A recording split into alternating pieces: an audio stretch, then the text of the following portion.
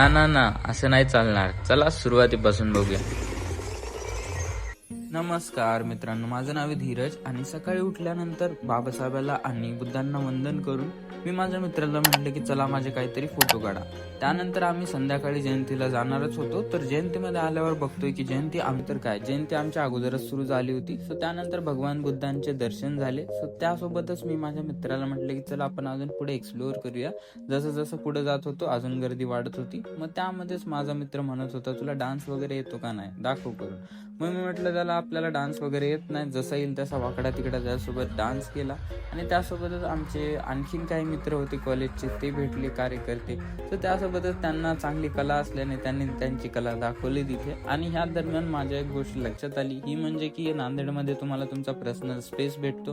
तुम्ही family friends कोणासोबत येत असाल तर तुम्ही पर्सनल स्पेसमध्ये डान्स करू शकता. सो लग्न होईपर्यंत नाचून झाल्यानंतर मित्रांनी केलं बाय बाय आणि आम्ही लागलो घरच्या वाटेला.